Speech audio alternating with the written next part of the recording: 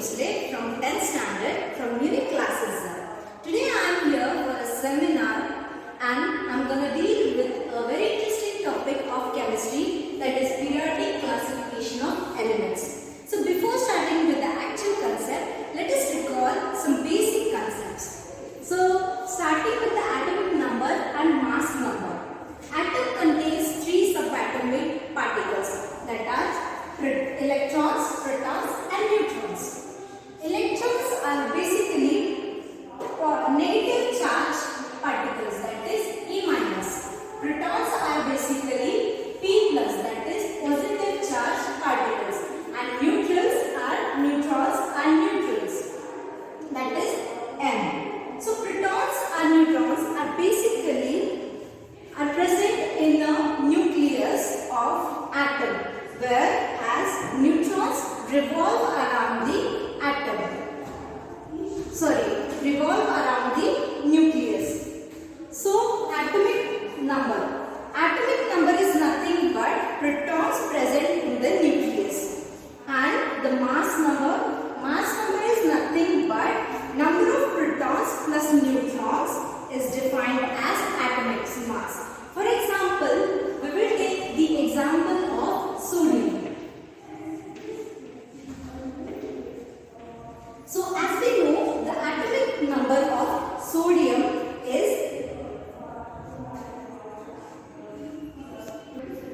the next one is mass number. Mass number is nothing but number of protons and neutrons is defined as atomic mass. For example, sodium. As we know, the atomic number of sodium is 11 and the atomic mass of sodium is 23. So, number of protons present in the sodium is 11 and number of neutrons present in the sodium is 12. So, 11 plus 12 is equal to 23. That is, neutrons plus protons is equal to number of atomic mass. So moving on to next basic concept, that is electronic configuration of atoms. As we have learned in the 9th standard, an atom that it contains electrons, protons and neutrons. The electrons revolve around the nucleus. So for clear explanation, I will draw an atom. This is nucleus.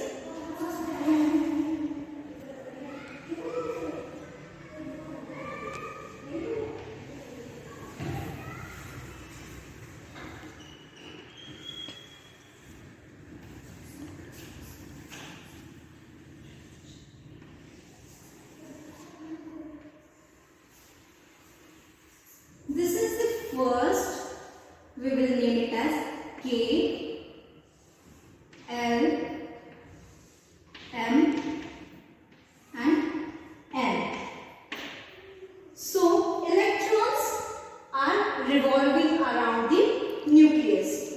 So the next is, so these shells are numbered as 1, 2, 3 and 4. We will name it as N equal to 1, 2, 3 and 4.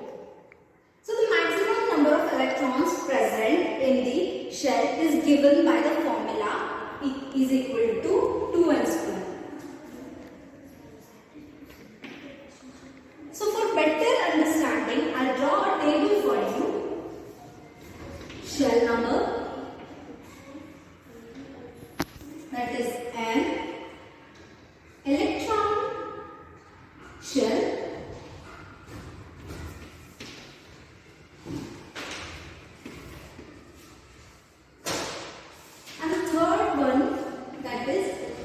maximum number of electrons.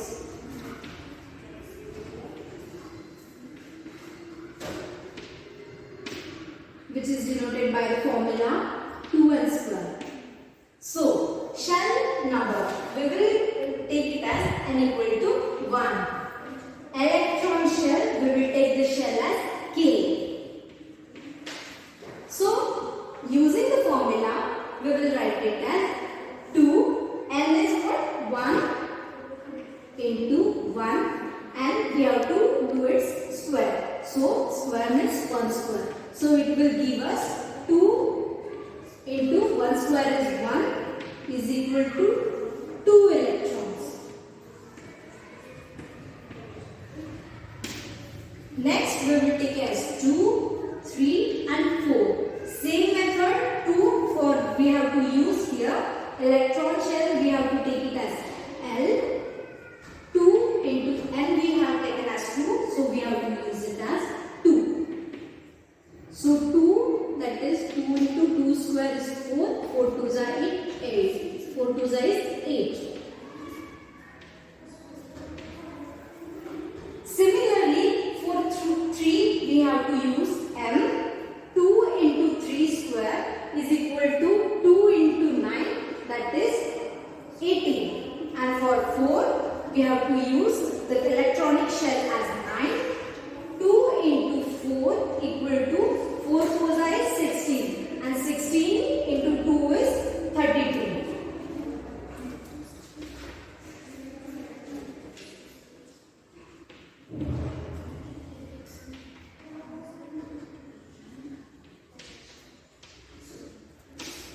So maximum number of electrons that can be accommodated in the outermost shell of the electron is 8. So if the atom is of only one shell, then the only 2 electrons will be, the maximum number of electrons will be 2. So guys, moving on to next topic, that is our actual topic, that is need of classification of elements. So as we have learned in our 9th standard that matter around us are consist of compounds, mixtures and elements. Then there are 118 elements known at present, and only of them 94 were naturally occurring and the others were artificial. So it was very difficult for understanding of the periodic table. So there is a need of classification of elements. So these elements have been divided into subgroups in such a way that elements in some groups have similar properties.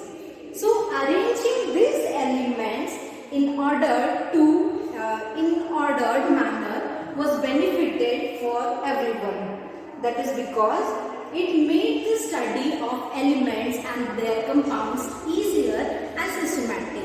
It also helped us to understand the properties like chemical properties and physical properties of the elements and compounds, and also it helped us to predict the properties of elements and their compounds. So the history of classification of elements. So there was history behind the classification of elements. The history was done by the scientist John Wolfgang Dobereiner in the year 1870.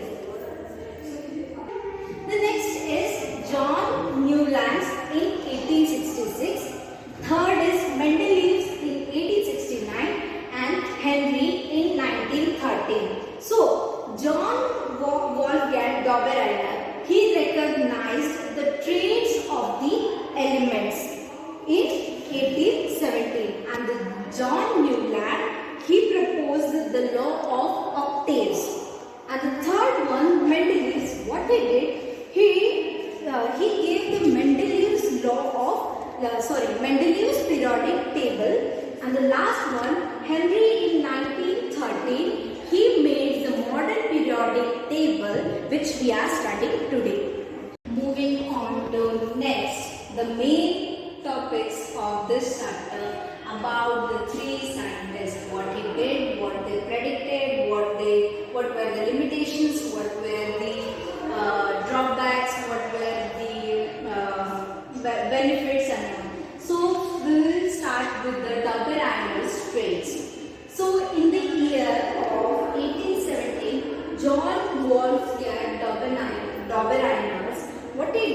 he was a German chemist.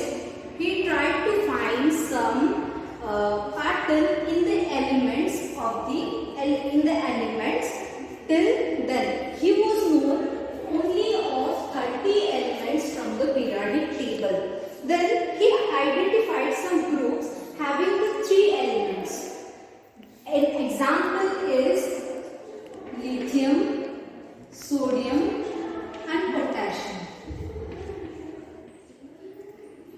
Then he called the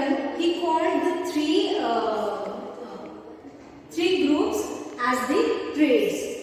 So Dobereiner showed that when these 3 elements in a trade were written in, what he did, he arranged those elements first in an increasing order and in an atomic masses. Then what he did, he saw that these 2 elements, the second one, middle one, was having the average of the other 2 elements. So an example for this is, we will use this example only. So lithium's atomic mass is 7 and potassium atomic mass, as we have known, so I will write it. It is 23, and of potassium, this is sodium, and of potassium is 39. So average means 7 plus 39 divided by 2. It will give us as 23. So 23 is atomic mass of sodium. So this he stated as the traits. So then actual atomic mass of sodium is 23. Okay. And then in this trait all have similar properties. There is similar properties where they are all metals. They all have valences as 1. As we know in the periodic table, the group first has valency as 1. And then they all react with water to form a basic solution called as alkalis. So moving on to next, we will learn about the limitations. What were the limitations for these traits? So limitations were all known elements could not arrange in traits. So what happened when he arranged all the elements which were known by the Dobereiner, he arranged them, he was not able to arrange those elements in a well manner. So only 3 traits were made. The elements were 30 and he was only able to make only 3 traits he was able to make. So this was the limitations about the Dobereiners, and this was all about the Dobereiner's traits. I hope you have understood. The second one, we are going to learn about Newland's law of octaves. This is very simple. The octaves law we will study. So Newland was also a chemist. In 1866, the year is important, you have to remember that. So he was an English chemist. His name was John Newland. What he proposed? He proposed a new system of grouping elements with the similar properties. Then what he did? He tried to correlate the properties of elements with their atomic masses. So then he started from lowest mass. Lowest mass is of hydrogen to the mass of thorium. So at the time of Newland's, he was known only 65 elements, and the 65th element was thorium. So then what he did, he observed that in the table, that what he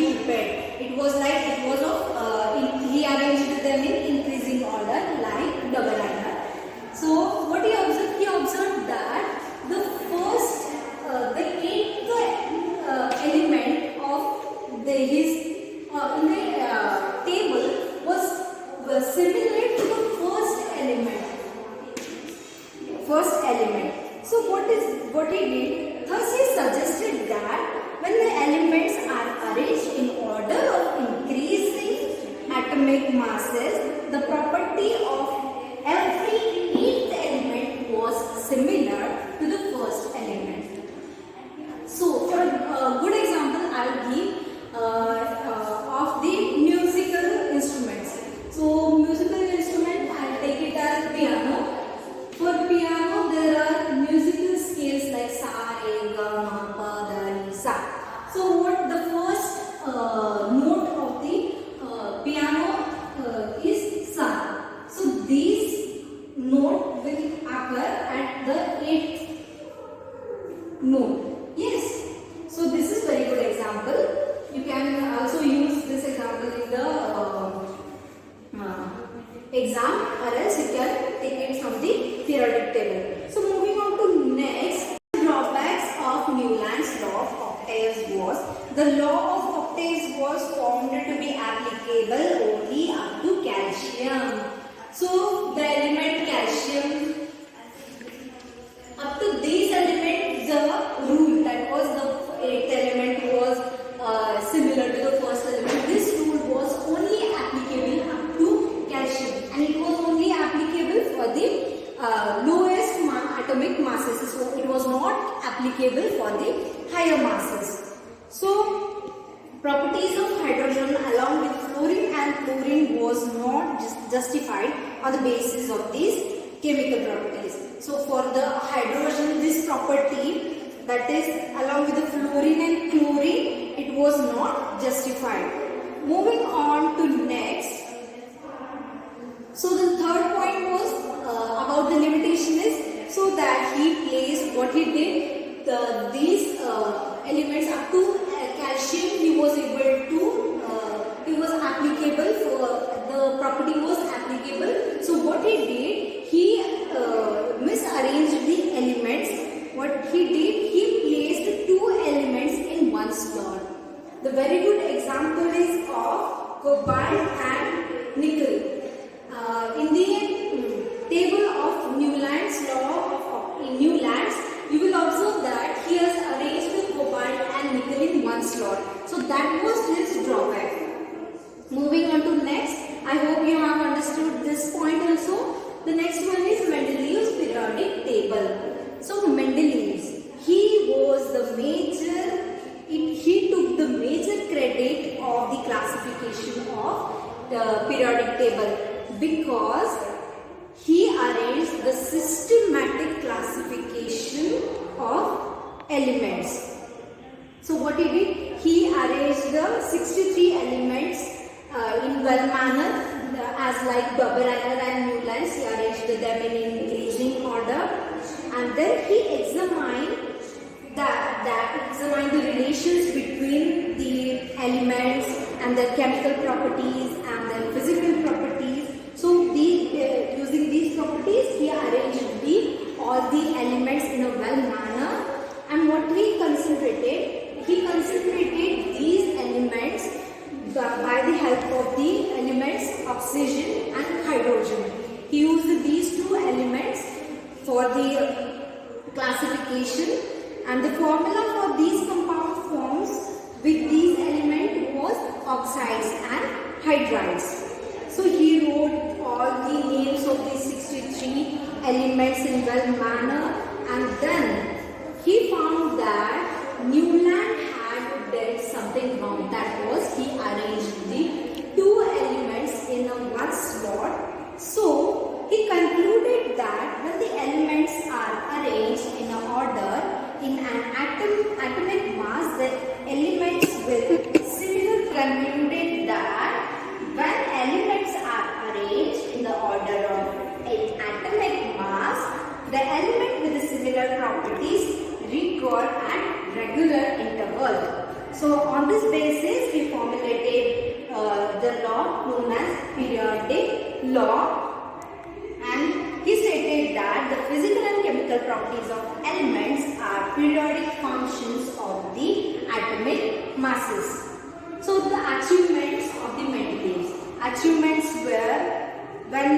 pattern began to go wrong. In the case of Mendeleev, what he did, he left some space in his periodic table. He left this space because he predicted that some more elements will be discovered in the future. So he left some space, and he also predicted the atomic masses, valencies of that elements. Moving on to limitations. Limitations was he was not able to find the position of the hydrogen. As the position of hydrogen in now modern periodic table is N1, he was known that the hydrogen's atomic number was 1, its valency is 1, but he was also. So at last, I am very glad for you that you have listened my this seminar, and I thanks to our sir, Mr. Kulkarni sir, for giving me this opportunity, and finally I am calling this session. Thank you for watching my video, and if you like my video, you can like, comment and subscribe our channel. If you have any doubts regarding these topics, you can comment. I will surely reply.